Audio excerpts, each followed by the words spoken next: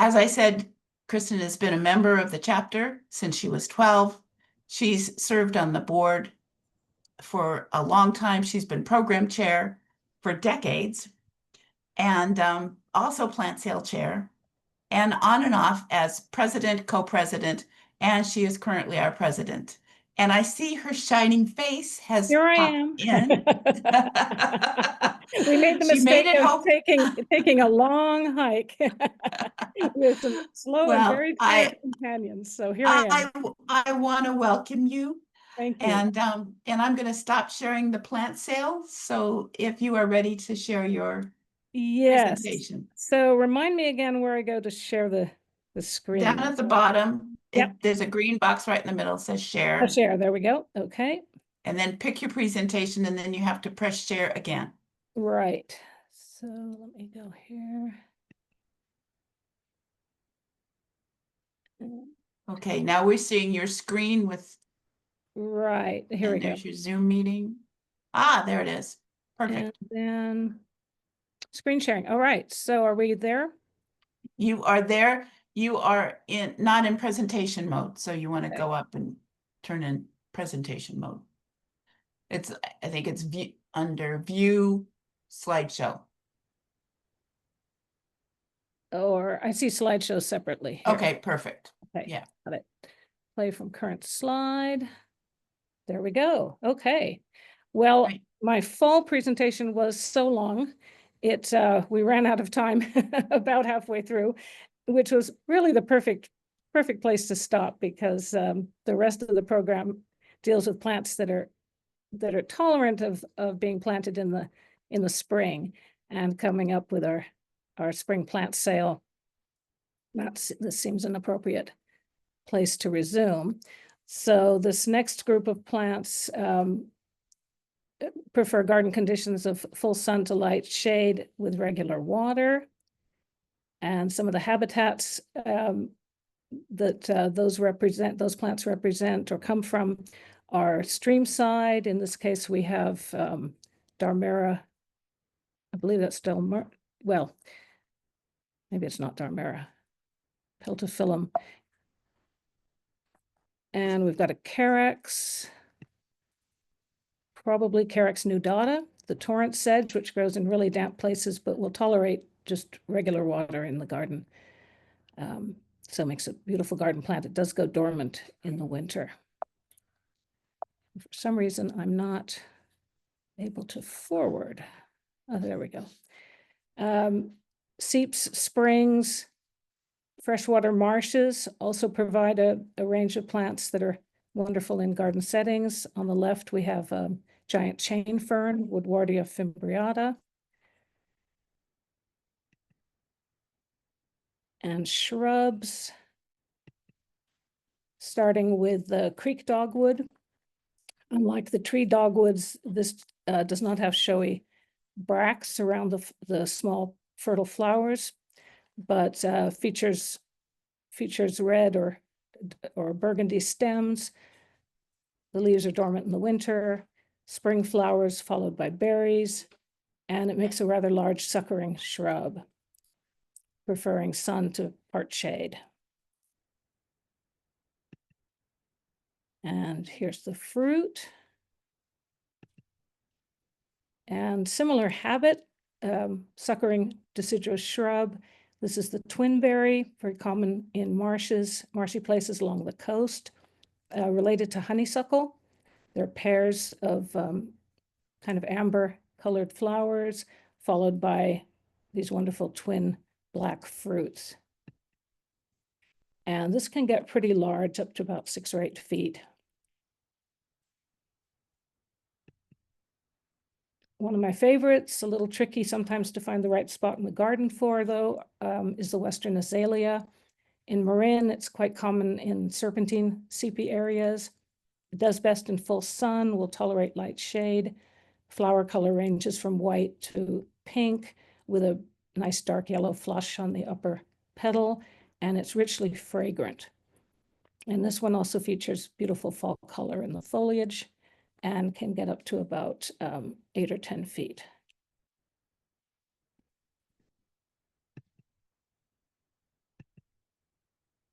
This one also in Marin is found on serpentine seeps. It's the giant, well, Epipactis gigantea, hardly a giant. It can grow up to a couple of feet tall, but a stream orchid.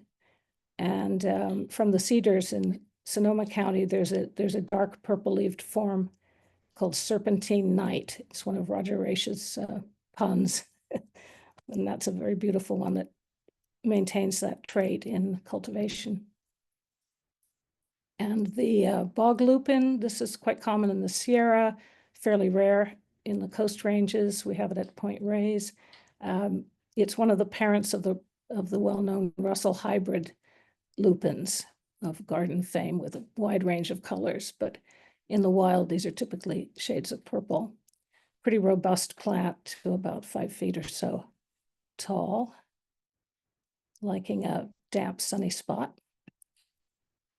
And another one for a damp, sunny, or lightly shaded spot is the scarlet monkey flower. We have this in Marin as well. And very, very showy flower, of course, attractive to hummingbirds. And this will spread underground. And the much more common seep spring monkey flower, which ranges tremendously in size. There can be really petite ones. More typical is this robust one that will get a couple of feet tall, spreads underground, and wet to moist soil in sun or light shade. And here, additional perennials. These both have bold, rounded, and deeply lobed leaves, dormant in the winter, and clusters of pink or white flowers.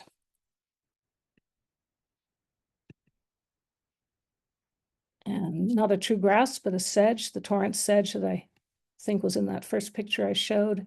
This is it blooming in the very early spring, almost black flowers at the top, and then the creamy stamens are showing here on the lower flower stalks. And these will grow right in the rocky stream banks and manages not to get uprooted no matter how strong the winter currents are. And additional ones, Carex spolanderi, that grows along the little creek in my garden, quite a lovely one. And Deschampsia cespitosa, the tufted hairgrass, typically in kind of wet, seepy areas. It grows up in the swales on Ring Mountain, and is quite a beautiful, delicate grass in flower.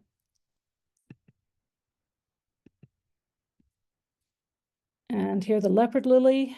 It doesn't require serpentine, but is more common, I would say, on serpentine soils in Marin. It's almost exclusively found on serpentine, up by Old St. Hilary's and around Bootjack on Mount Tam. Those are good places to see it. This particular photograph, I think what I took in Oregon. There's a little lotus, bicolored lotus there that we don't have in Marin. And that's quite an easy plant in cultivation. The deer are fond of it, so you want to afford some protection if you have deer in the area. And it's quite tall, up to about 5 feet. And there's a close-up of it. And other bulbs are Allium unifolium, which is a bit of a misnomer. It actually has 2 leaves.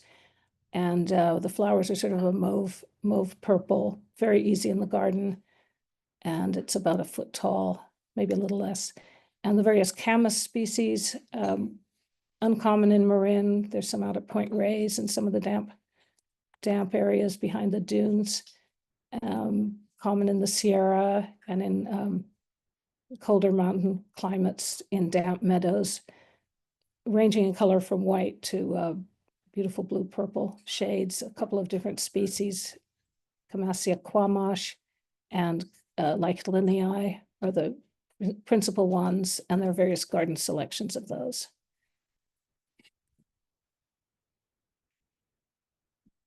And here, part sun to shade, moderate to regular water. Habitats, redwood forest, mixed forest, woodlands, oaks, bays, madrones, Acer circinatum, the vine maple, doesn't come into Marin, but more common further north.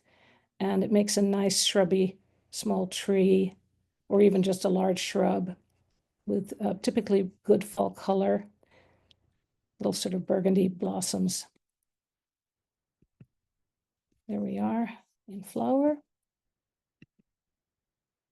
and in fall color. And common in Marin is the big leaf maple, which is also a big tree with lovely creamy yellow or greenish yellow flowers in the spring. Showy seeds and yellow fall color. And the species that this is a hybrid of, this is a hybrid between the eastern and the western dogwoods. So Natalia is our western species, and it is listed for Marin, but I'm not sure that any of those trees still persist. I have not seen them in the wild, but this is a very vigorous hybrid that's a little easier to grow than either of its parents, quite common in the nursery trade. Upright and then slightly spreading.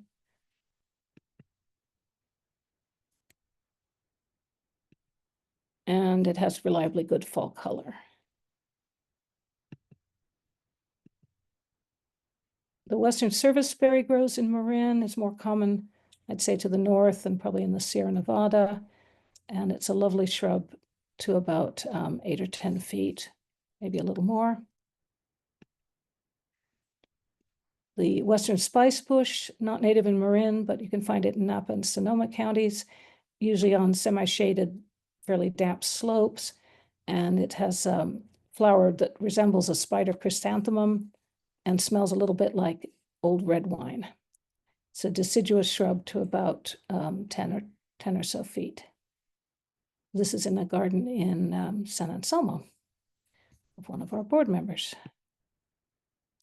Carpentaria californica is rare in the wild. I think it's in the southern Sierra foothills that it's found, but it's an easy garden plant in light shade or cool sun. Flowers are in late spring and they're fragrant, and the foliage is evergreen. So this is about, this is at the San Geronimo Valley Community Center garden, and it's about 6-7 feet around, I'd say, but it can get a little larger. And the western hazelnut is a lovely big arching shrub for a shady spot. That's the fruit on the right. It has long dangling catkins this time of year. The male flowers and the female flowers are small and have little reddish stigmas. And that's the buds of the catkins there. Coffeeberry, very diverse, very useful garden shrub, ranging from ground cover forms to shrubs about 10 to 15 feet or so tall, small greenish flowers that are attractive to a range of insects, and then these handsome berries. Pretty easy, it doesn't like to dry out for prolonged periods, so moderate water is helpful. This is a selection called Leatherleaf with a particularly dark, fairly glossy leaf, kind of a blunt tip to it as well, and it's slightly recurved or enrolled, the foliage. Garrya elliptica, coast silk tassel, native to Marin. Plants are either male or female. Most of the forms you'll find in nurseries are male clones. Evie is a one with relatively short internodes. That's the distance between the pairs of leaves. There's an older variety called James Roof that's very similar, but a little bit more open in habit. And they both are known for these beautiful long male catkins in the early spring. So this is an evergreen shrub up to about 15 feet or so. Makes a good background or screening element in a garden, and pretty deer resistant. as is the coffee berry, by the way. And this is cream bush or ocean spray, deciduous shrub. Will tolerate a fair amount of sun or a fair amount of shade, and just a very graceful plant in bloom. Not any notable fall color. And for light shade or full sun in cool areas, Lepichinia fragrans, the pitcher sage. We have Lepichinia calicina in Marin, which is a little harder to find in nurseries, and that grows out in the open chaparral typically, but will also tolerate a little bit of shade. So this has very aromatic leaves, resembles and is related to salvias, sages, so blends well with those in the garden setting, and has a really long blooming season. And if it gets leggy, you can just trim it back. It'll resprout quite well from the base. This one for a moisture spot in sun or light shade, the Pacific wax myrtle, evergreen, can get quite tall, maybe up to 20 feet or so. These are the flowers, and then they have a bluish black fruit. I think I have a picture of that coming up. And that's just a close-up of the foliage. No, I don't have a picture of the fruit, but it is attractive to birds in the fall. And the ozoberry likes part shade, fairly moist conditions, and the plants are either male or female. I have one that I'm just starting to grow, and I don't know which one it's going to be, so I think I'll have to get some seed-raised ones to have the berries. And the Western mock orange, deliciously fragrant, deciduous shrub to about 10 feet or so, festooned with flowers in mid to late spring. Often grows along streams, but just moderate to regular water in the garden seems to suit it quite well. There's a close-up of the flowers. And another deciduous shrub that also tends to favor moist stream sides or damp slopes is the pink flowering currant. Further north, they have one they call the red flowering currant. It's really a sort of a raspberry color, not a real red, but the pink flowering currant this is sort of how it looks in the wild in Marin. There are some selections that have particularly long flower clusters, and there are some white flowering selections as well. Inverness white is a local one, and then there's another one from the Pacific Northwest, white icicle. Claremont is one with particularly long flower clusters. And the leaves are wonderfully aromatic. Can be lightly browsed by the deer, as this one was. This is at the O'Hanlon Center for the Arts in Mill Valley. So it's sort of growing out of the reach of the deer finally now. And there's a close-up. And the fruit, often covered with this sort of powdery substance. They can either be just plain dark blackish blue or be grayish looking as a result of this coating. And they're edible, but not particularly palatable. There's one that shows much less of the powdery coating. One of my favorite wild roses, this is the redwood rose or bald hip rose. Bald hip because the sepals, which normally persist at the tips of the fruit on roses, these are shed early on. So it's just this sort of oval or pear-shaped fruit. Quite small, only about maybe 3/4 of an inch long, the hips, and the flowers are perhaps up to about an inch across, but they're also quite small, and usually this lovely raspberry color. Small leaves and relatively straight, bristle-like thorns distinguish this species, and it tolerates shade and moderate to relatively infrequent water. It doesn't need to be super wet. The red elderberry, however, does like a damp spot. This is a moderate to large shrub, deciduous, and the flower clusters on this species are sort of rounded or mound shaped. Typically, these are, yeah, a little more pointed in shape than the blue elderberry, which is really a wide rounded cluster, like between these two. But if you have a shady, moist spot, this would be the one to perform the best. And the fruit on that one is usually red. Snowberries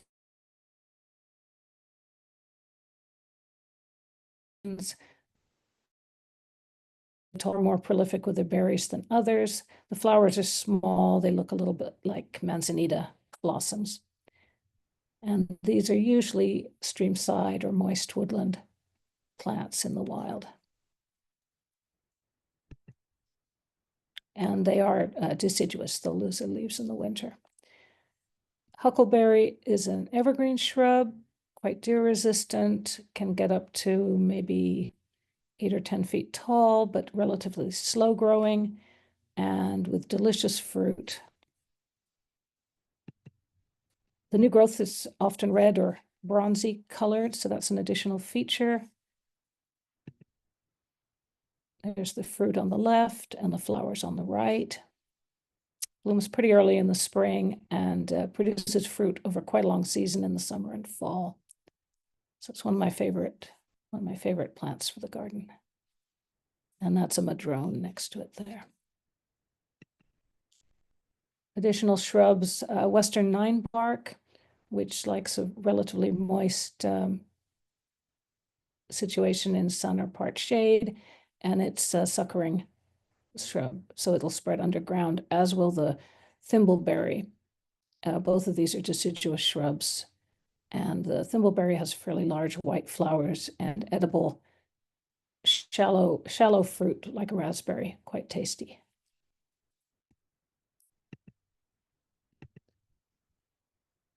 One of my favorites, the Western columbine, shown here in a garden setting.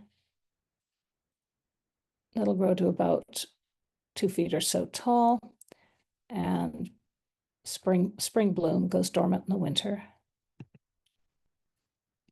California mugwort is this is in my own garden in Lagunitas, and it's one I planted just a year earlier, and it's already taken over about a 8-foot square area. So I cut it down in the late winter, early spring, and it puts all this growth on in one season.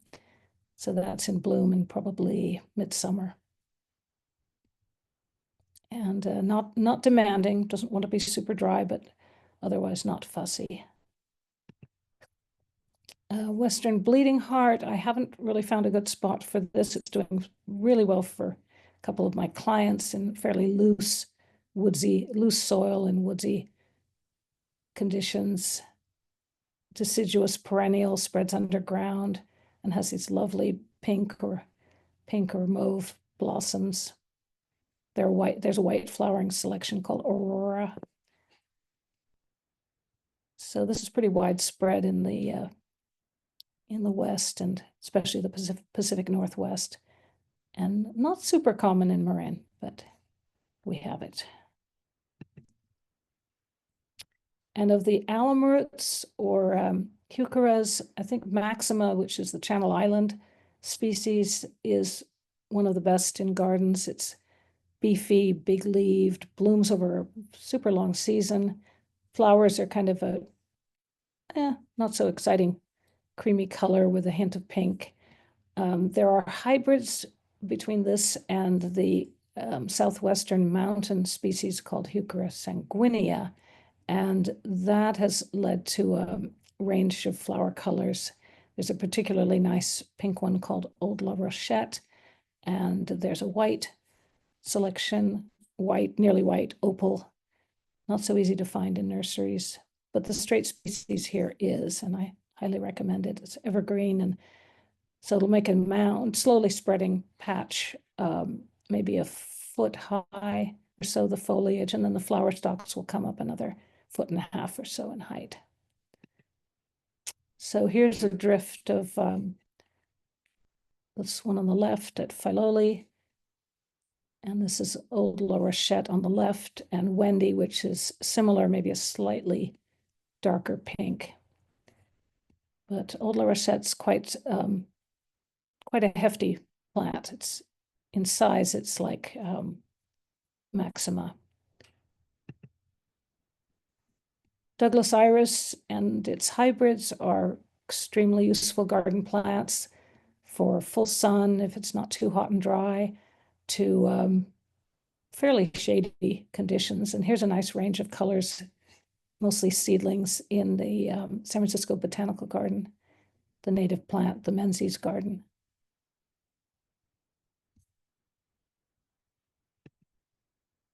And that's pretty typical of the purple, mid-purple forms. Out at Point Reyes, they can be super dark blue-purple, very beautiful. And in the woods in central Marin, they're often a soft creamy color with some lavender or mauve tones. There's a very lovely purple selection. And Canyon Snow is a very vigorous, very healthy selection. The leaves are glossy, dark green, quite healthy. A lot of the Douglas iris hybrids will get rust disease on the foliage in the spring and summer. And this one is quite resistant to it. So the foliage holds up, looks good year round. And it's a relatively late blooming one, typically a little after some of the other Douglas iris have finished their bloom. And this is one called Joey, one I used to grow when I lived in Mill Valley. This is the Slim Solomon seal, which is a great perennial for shady places. And there it is, typical colonizing habit. It dies to the ground in the winter, pretty deer resistant. And there's a larger species, Myanthemum, used to be Smilacina racemosum, and that tends to not produce quite such dense colonies. It's a beefier plant, gets to several feet tall. Fringe cups, similar foliage to the coral root. Our native coral root, in fact, often grows with it, and the leaves are almost indistinguishable, the basal leaves. But this one produces a tall spike of lovely fringed blossoms that open sort of a greenish cream and then age to raspberry as they mature. And it often grows on steep, shady banks, probably where it can be a little out of the reach of the deer, which tend to like browsing it. And the Uva ursi species of Arctostaphylos of Manzanita. This is a kind of a circumpolar species. There are forms of it in Northern Europe and Canada and Alaska. And Woods Compact is a particularly handsome, dense ground cover.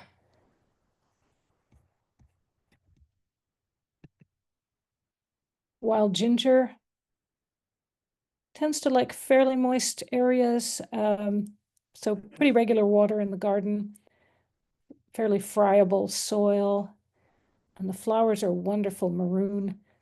I don't know if they're really petals, but they look like petals, and they have long extensions and a whitish center. Not sure I have a picture of the flower, no. Yerba Buena, also a great shade ground cover, mint family, makes a delicious tea that's quite digestive and not too demanding, doesn't need to be too wet. Little pairs of white to pale lavender flowers, not super conspicuous, but you can see them in this photo. So it's growing at the edge of a raised bed.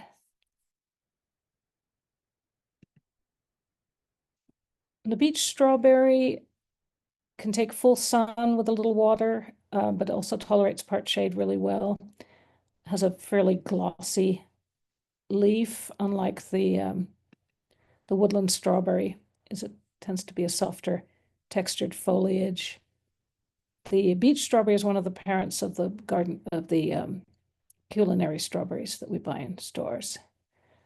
And the woodland strawberry is akin to the alpine strawberries of Europe, and the fruit is small and extremely tasty.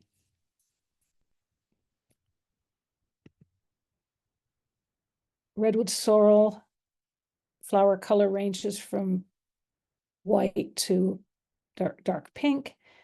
Leaves are nice purple on the underside, and although it's associated with redwoods, all it needs in the garden is a fairly friable soil and moderate water. And it's an evergreen.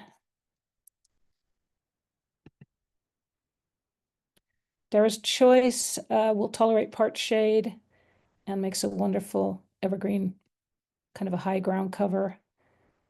Good flower color. Salvia sympathecia, the hummingbird sage. We don't have it in Marin. It grows in San Francisco County. I've seen it up on Mount Davidson.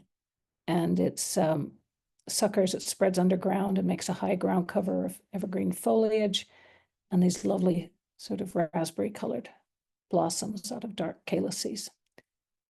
Very useful for a high ground cover and deer resistant. Modesty will grow in part shade evergreen, sort of a woody sprawling plant.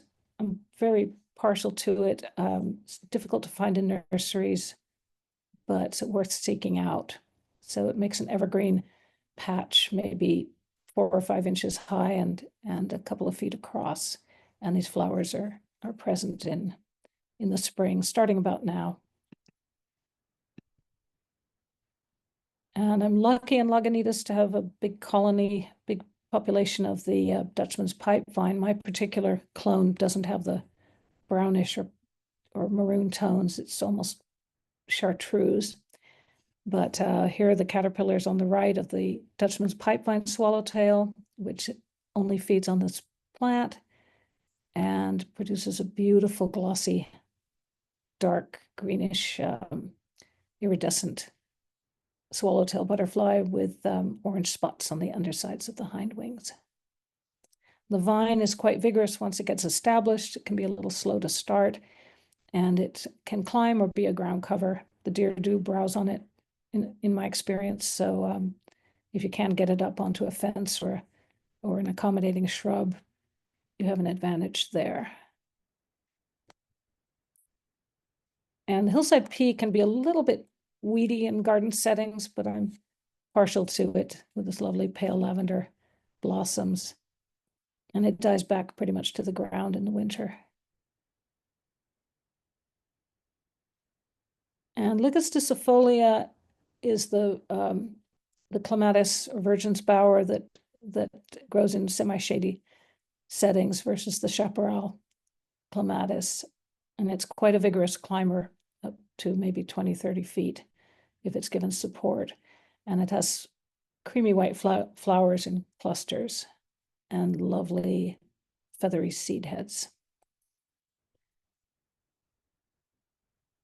Lots of choices in the ferns. This is our Western maidenhair fern. Goes dormant in the winter and it's just prime right now. And up in the upper left corner is a goldback fern. They often associate together. The polypody ferns go dormant in the summer and fall, but emerge with the first rains in the late fall, early winter, and often make great colonies of creeping scaly rhizomes on shady banks. And they can have a dry summer situation as long as they're moist in the winter. And they'll even grow on rocks. This is along the Cataract Trail below Rock Spring. And this is a garden selection, the one that you're most likely to find in nurseries, called Sarah Lyman.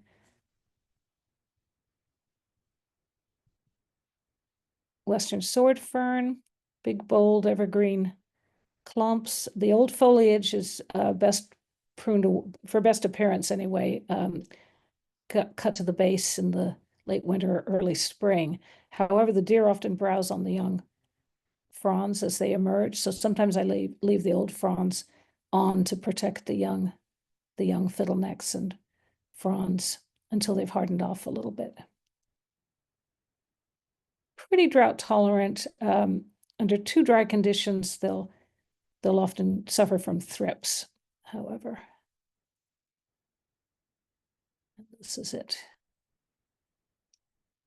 Giant chain fern here, and used in a pretty sunny spot in the Bon Air Shopping Center in Greenbrae, but clearly getting enough irrigation to be happy anyway. But it's usually easier to please in a partly shaded situation, but does like regular water.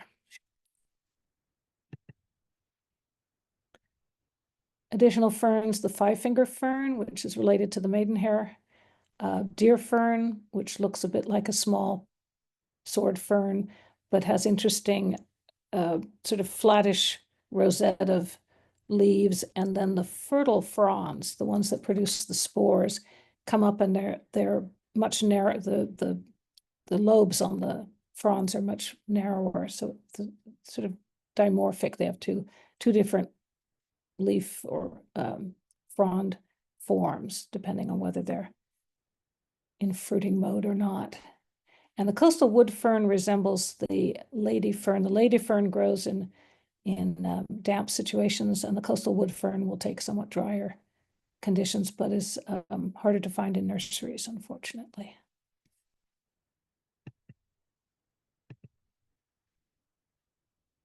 And this is a bank in a garden in Corte Madera of California fescue. In Marin, this is often found on semi-shaded serpentine slopes, often as an understory to tall chaparral shrubs or small trees. Makes a very satisfying garden plant. Will self-sow where happy, and periodically just going in and cutting the plants down in the late winter or cleaning out the old foliage can improve their appearance. I usually just break off the old flower stalks as well, so I don't get in trouble with the fire inspectors. And vanilla grass, hard to find in nurseries, pretty easy in the garden if you've got a woodland setting and can give it a little bit of water. Blooms very early in the spring, often in January or February, and has a lovely, delicate fragrance to it. Evergreen, essentially.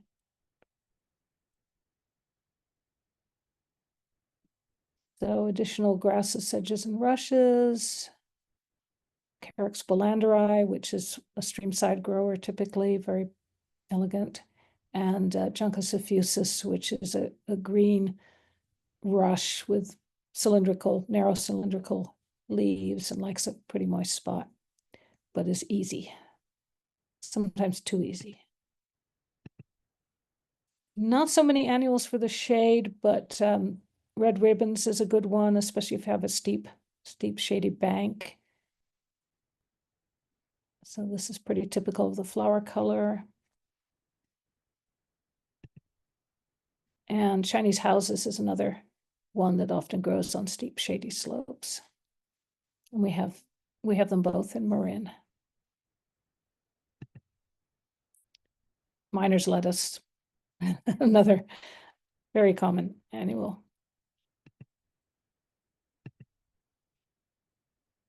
And gardens, this is the garden of Phil Van Solen, who used to own California Flora Nursery up in Fulton. He has a really wonderful garden in Sebastopol. I think he's got 15 or 20 different manzanita species, all sharing space with annuals and perennials and succulents, and just delightful. Another shot of it. So there's Heuchera maxima in the center, the blue heads, those are Gilia capitata. This is a lovely kind of a golden selection of sticky monkey flower. And this looks like baby blue eyes down here. And you can see some of the taller manzanitas that you can sort of limb up a little bit to display the branch structure.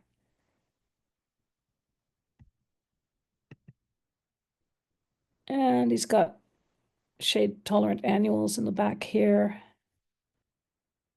And there's the Salvia spathacea, hummingbird sage.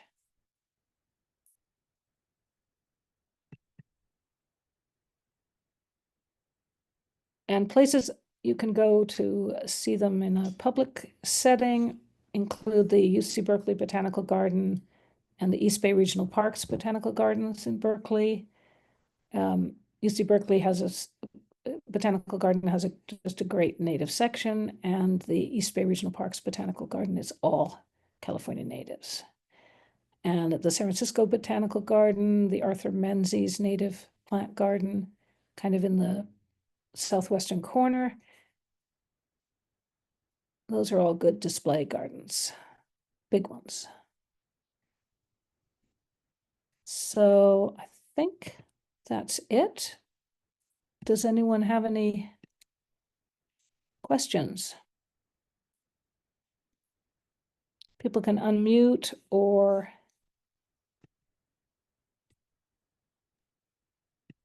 let's see, we have some things in the chat.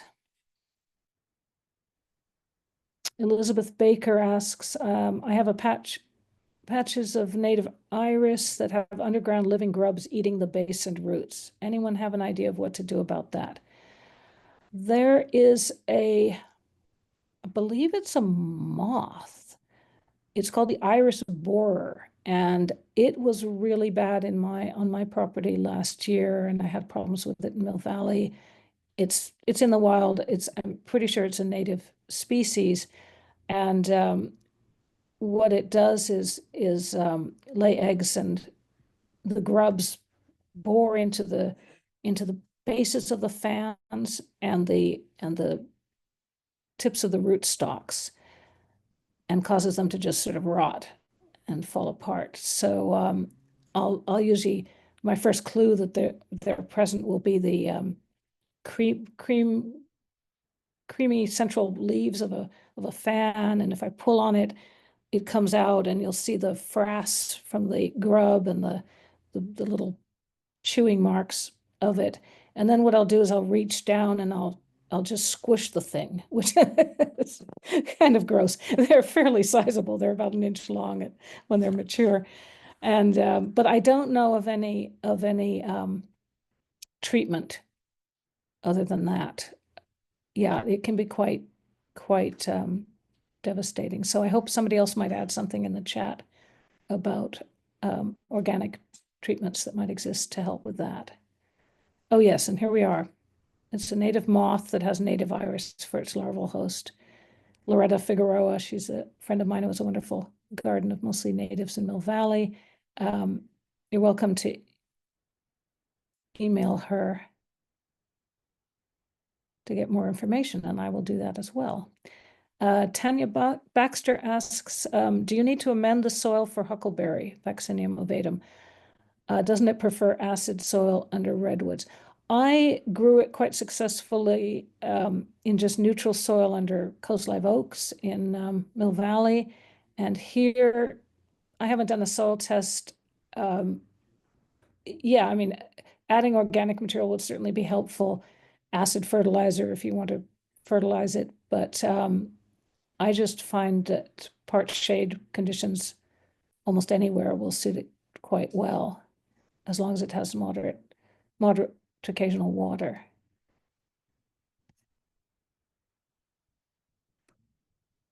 Okay. Kristin, you had a picture of leopard lilies. Yes. What really is the survival rate for if you bought a leopard lily bulb? Well, I think if you have the right conditions for it, which would be a relatively fertile soil, not too rooty, although they do often grow in the shelter of Western azaleas and other streamside shrubs. They're kind of big bulb-like structures with scales, And then they call that particular species colonizes underground a bit, so that bulb kind of elongates, and so it needs a little bit of root-free soil to grow. And then they're pretty long-lived. I had a subspecies of it called Pitkinense, which was from the Pitkin Marsh in Sonoma County. That was in the nursery trade for quite a while, and I grew that for a number of years in Mill Valley. It did pretty well. So, yeah, I would just give it a shot. Do you know where you can get the Lathyrus vestitis? I believe the Watershed Nursery in Point Richmond would probably have it, because they grow a lot of things that are not necessarily popular garden plants, but that are grown for restoration purposes. And so I would start there. Otherwise, contact me, and I'm going to put my email in the chat, because I could provide you with seed of it in the fall. gmail.com. And 650, I'll put my phone number in here too. You can text me.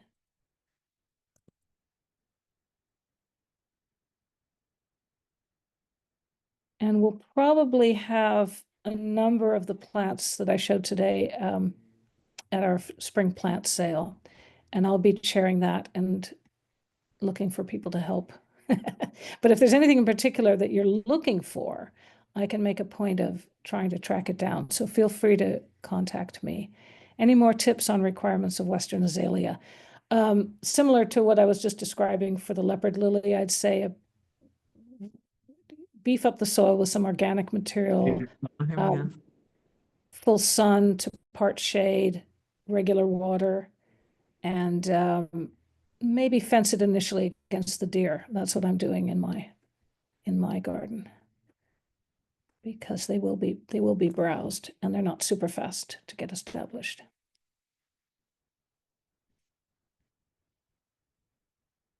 Any other questions?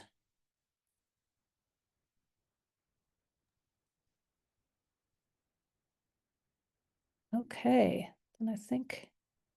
Well, Kristin, I want to thank Yeah. you once again for a wonderful presentation and great examples. So you can see not only what it looks like when it's mature, but also the details of the leaves and the flowers. I really appreciated that. It's really a treat to have somebody who knows what thrives and where. Thank you. And they're not all things I've grown myself, but I've observed them in enough gardens to feel confident talking about them.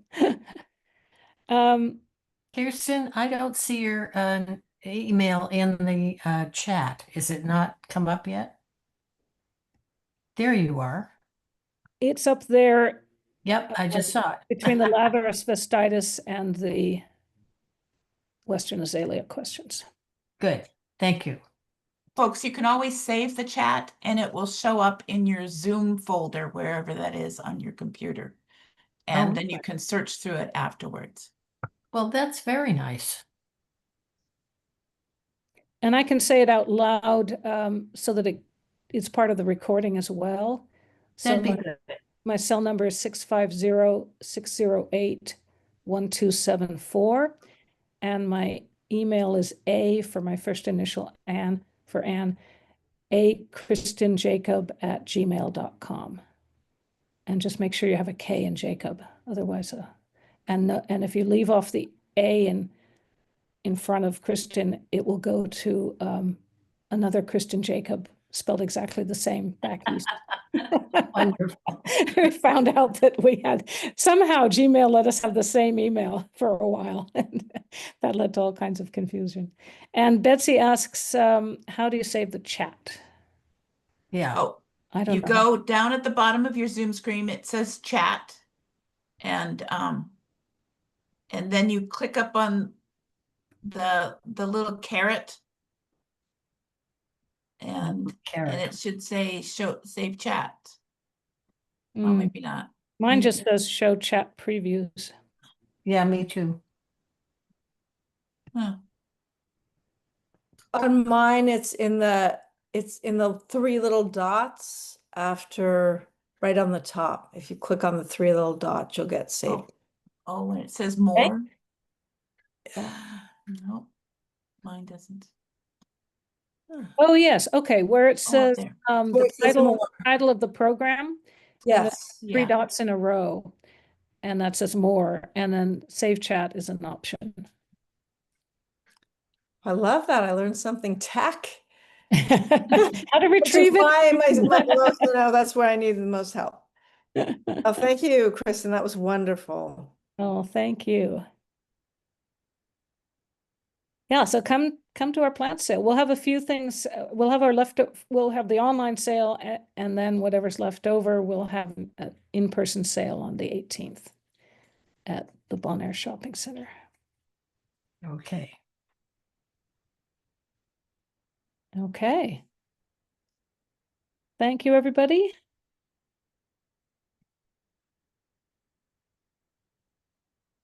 And hope to see you next month. We're going to have another sort of garden related program. It'll be plants for pollinators, and it will include some non-natives. So it'll be a little departure, but hope you'll join us then.